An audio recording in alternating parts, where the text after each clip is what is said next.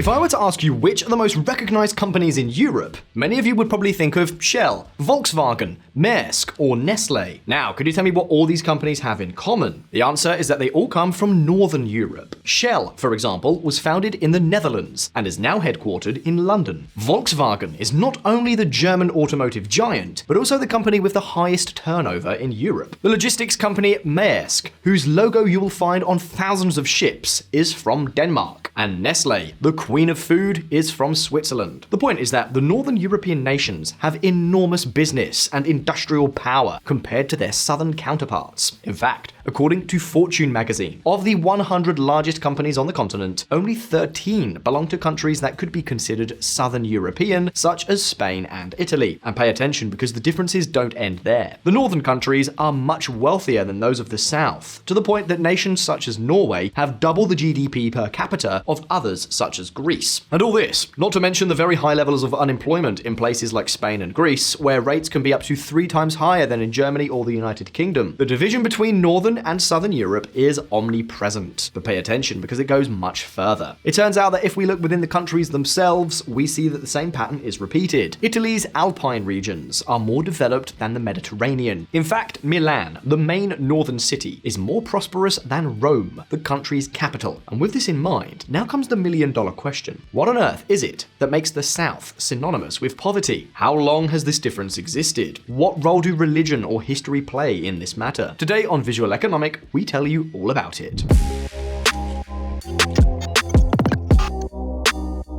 Before you say anything, I know what many of you are thinking. Northern Europe is full of factories, while the South depends on tourism and sectors that bring less money. That is the cause of poverty in the South. Well, no, that has nothing to do with it. In fact, Spain and Italy have a much larger industrial sector in relation to their GDP than the UK or France. And even Greece has a larger manufacturing sector. Okay, so if industry is not the cause of the divide, then is it because northern countries invest more in education? Well, no, that's not it either.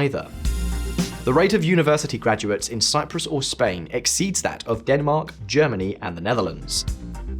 So what is the correct explanation? Well, Visualeconomik community, the answer lies in history. Economic differences between the north and south of the continent are nothing new. They have existed since the end of the Middle Ages, and since then, the gap between the two regions has grown wider and wider. Historians baptized this phenomenon the Little Divergence, one of the most important events in Western economic history, and the origin of it all has a name: the bubonic plague.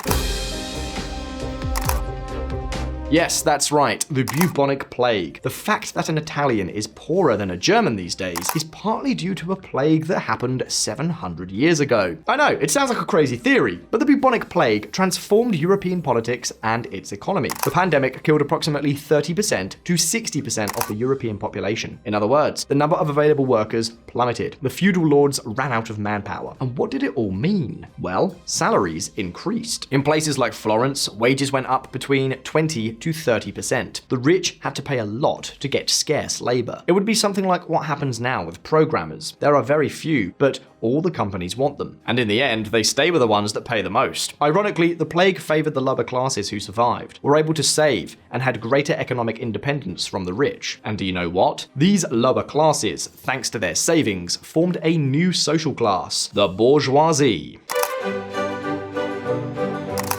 Merchants, craftsmen, and blacksmiths, many were able to organize themselves into guilds and cities using their own funds. This is how free cities such as Venice, Genoa, and Amsterdam prospered, regional powers that laid the foundations for Europe's Renaissance. The middle classes who populated these free cities became known as the New Men. However, although almost all of Europe experienced the same increases in income, not all were able to translate these incomes into bourgeois cities. The success of these New Men was determined by a very simple criterion: Atlantic dominance.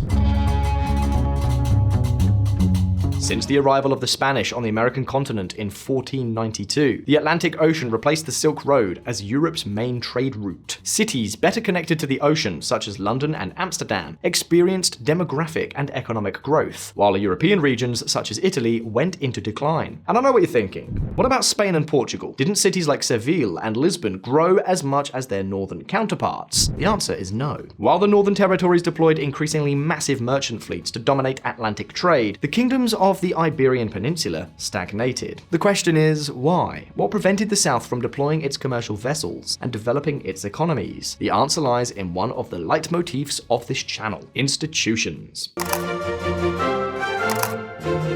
If there was one thing that turned politics in Europe on its head, it was the institutions of the rule of law. Parliaments, independent courtrooms, and even constitution-like documents. And believe me, that changed everything. With the legal limitations, the monarchs lost their absolute power. From then on, the bourgeoisie gained local security to expand their business, not only within their own countries, but also outside of them. And let me ask you, can you guess which were the countries with the most legal reforms of this type? Indeed, in the northern regions of Europe. What's more, the British Parliament is one of the oldest democratic institutions in the world, and we're not talking about a paper institution. For example, in 1629, King Charles I decided to raise taxes illegally and arbitrarily, and what happened? Well, his opponents in Parliament rose up against him. A civil war broke out, but the parliamentary side ended up victorious. Since then, the separation of powers was further reinforced with the creation of the Bill of Rights, or through the figure of the Prime Minister as a counter to the monarchical power. But we're not just talking about the UK here. The same thing happened on the other side of the English Channel. In 1581, the Republic of the Seven Netherlands was created, a bourgeois government from head to toe, with its own parliament, courts, and even its own stock market. With the founding of the Amsterdam Stock Exchange in 1602, the Dutch nation earns the credit of having founded not only the oldest financial market in the world, but also the first capitalist economy in history. Thank Dutch merchants, not a strong state, for capitalism. As you can imagine, the story in southern Europe was totally different. In Spain and Portugal, the crown dominated the economy, and colonial trade was controlled by a colossal bureaucratic network, through which the monarchs restricted economic activities only to the benefit of their own government. The spice trade, for example, was monopolized by the Portuguese East India Company, whose cargoes had to be sold by law through a public institution called Casa de la India. And in Spain, the same thing happened. The colonial trade was a monopoly of the Casa de Contratación in Seville. It doesn't sound like a region particularly conducive to the development of the bourgeois class or a thriving economy, does it? Well, even with all this, we're still missing the icing on the cake, the final factor that explains the small divergence: religion and education. Education and Protestantism. You see, although the educational differences today between Southern Europe and Northern Europe are not entirely clear, this was not the case in the past. English, Dutch, Danish, and German societies were much more educated and better trained at a technical level than Spanish or Italian society. Of course, we're not saying that Italy and Spain did not have their respective academic achievements. After all, in those years, the Italian Renaissance and the Spanish Golden Age were at their peak. Even so, who were those who could study? Who had access to education? The answer is the rich, the aristocrats. The lower classes were relegated to illiteracy. In Northern Europe, however, this was not the case. The Northerners strove to educate all strata of their society. For example, in the Netherlands, the number of books read per 1,000 inhabitants rose from 0.2 in the 14th century to more than 500 in the mid-18th century. Other places, such as Sweden and England, are also noteworthy. But unsurprisingly, the Mediterranean regions once again lagged behind. Increased education not only generated positive economic returns by increasing productivity, but also allowed the possibility for a larger number of people to move up the social ladder. And believe it or not, these levels of education were not the result of generous social plans or new urban wealth. The one we have to thank is religion.